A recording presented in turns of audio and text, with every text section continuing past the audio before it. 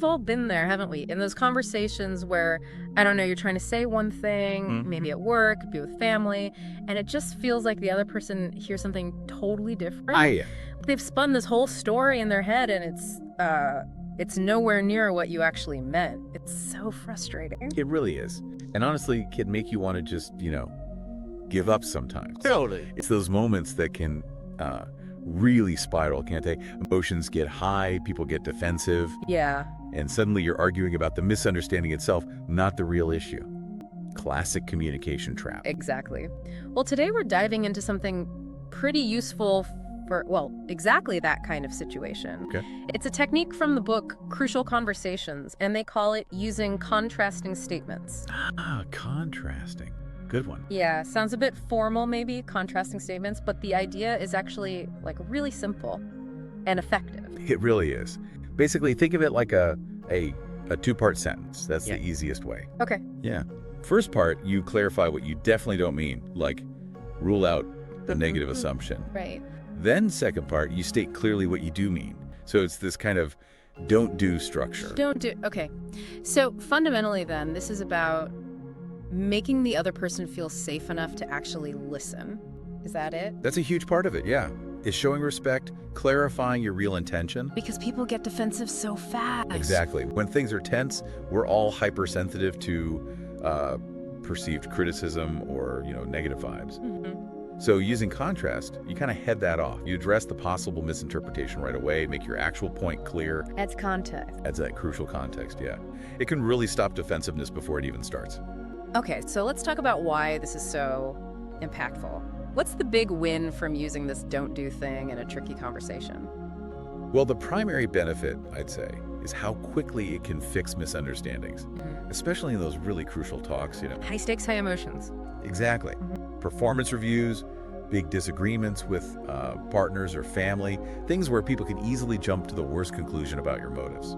Like assuming you're trying to hurt them or boss them around or just don't respect them. Precisely. Even if that's the furthest thing from your mind, that's where their head might go. And just saying sorry doesn't always cut it then, does it?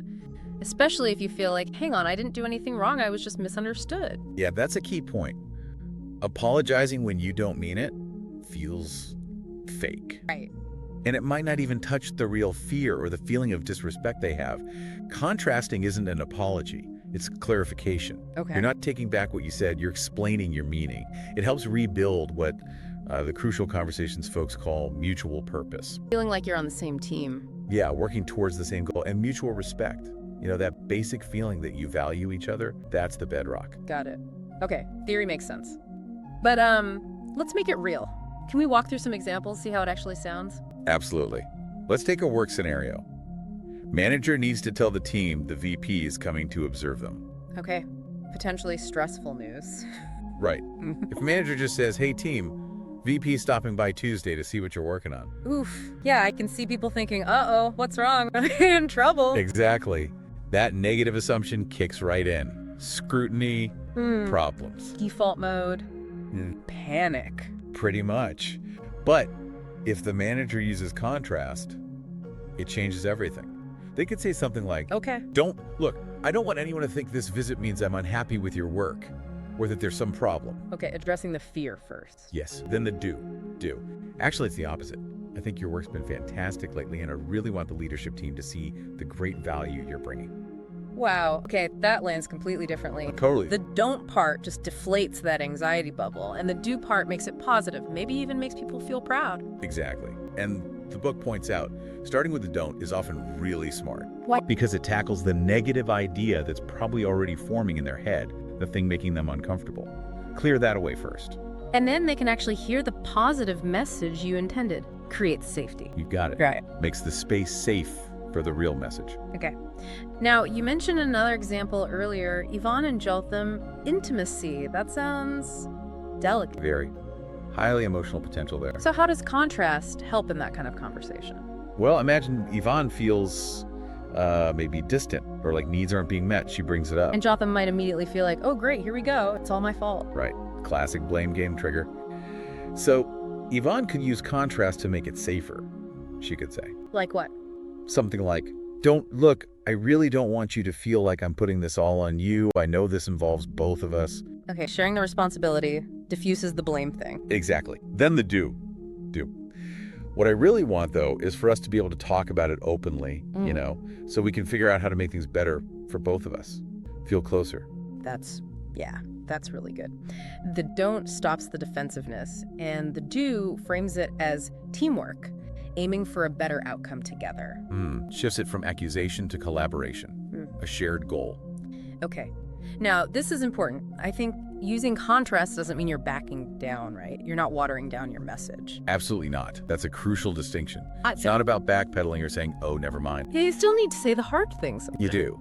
It's about being clear and direct while also being smart about how the other person might hear it, being mindful of their feelings. So honest, but considerate. Exactly. There's a great line in the source material. Don't backpedal, but put your words in context. I like that. Context is key. It really is. You're standing by your point, but framing it to minimize the chance of a blow-up. You could even use let-in phrases like, hey, let me put this in perspective, or I really don't mean to imply that, just signals you're about to clarify. Right. Softens the entry a bit. Okay, that makes sense. Now, what about using this before things get heated? Proactively. Yeah, proactive contrasting. Super smart move. So, anticipating the misunderstanding. Exactly. You think ahead, okay, what I'm about to say could be taken the wrong way, and you address that potential misinterpretation right at the start. Like putting on safety goggles before you start drilling. Good analogy. Yeah. Preparing for potential sparks. Okay, give me an example. When would you use it proactively? Okay, imagine giving feedback. You have some points for improvement on a project someone worked hard on. Right. Delicate. You don't want them to feel unappreciated. Exactly. So you might start with contrast. Oh, hey, first off, I don't want you to think for a second I didn't see all the effort you poured into this. Seriously, the time and dedication really shows. Acknowledging the good stuff first. Builds goodwill. Yeah. Then the do, which is the feedback part. Do.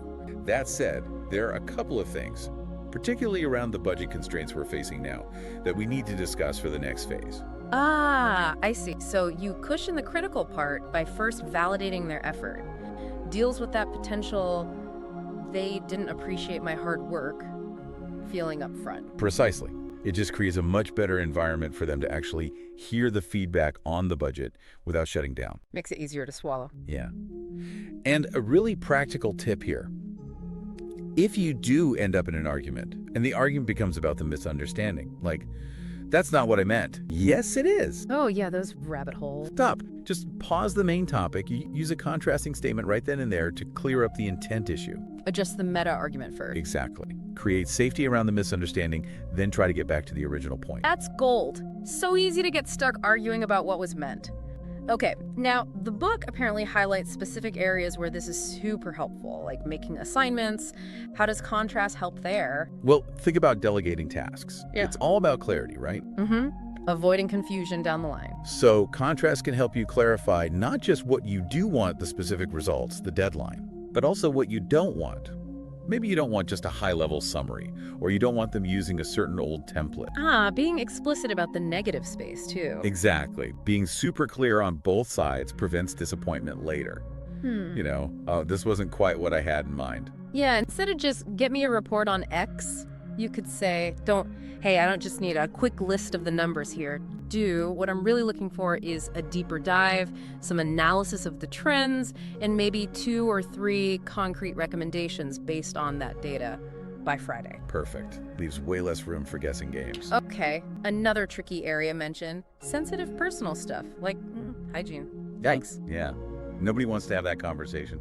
Super uncomfortable. Right. You want to be kind, you don't want to embarrass someone, but maybe it's necessary. It's walking on eggshells. Totally. So contrast is key here for setting the right tone. You could start with something like, gently. Very gently. Don't. Yeah. Please know the last thing I want to do is hurt your feelings or sound judgmental. That's absolutely not my intention. Okay, straight away saying, I'm not trying to be mean. Right. Then the do. Yeah. But I did want to share something privately, just between us, because I care about you, and I thought it might be helpful information regarding how things sometimes come across. Okay. Framing it as caring, helpful, private, it takes some of the sting out, maybe?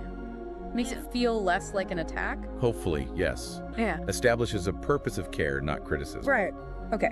Now, a really big theme here seems to be mutual respect. Huge. Absolutely central. The idea being, if someone feels disrespected, forget about having a productive conversation. Pretty much. Walls go up, listening stops.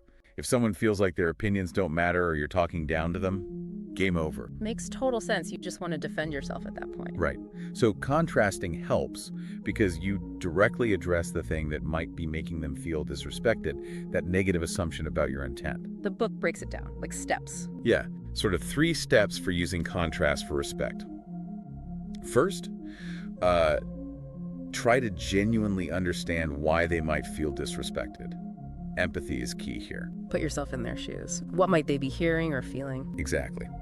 Then, step 2, explicitly state what you don't mean. Kill that negative interpretation that's causing the disrespect vibe. The don't part again.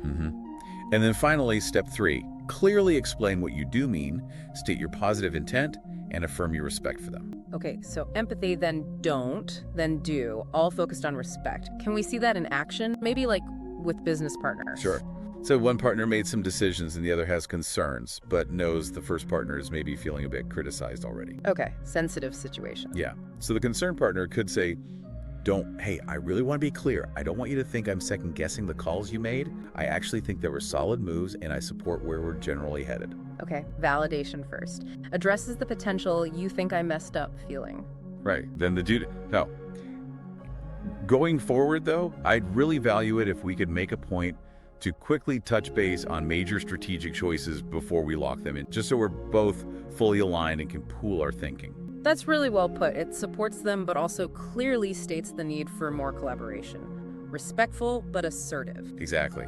Balances support with the need for change. And, tied into this is using I language. Ah, yeah, that old chestnut.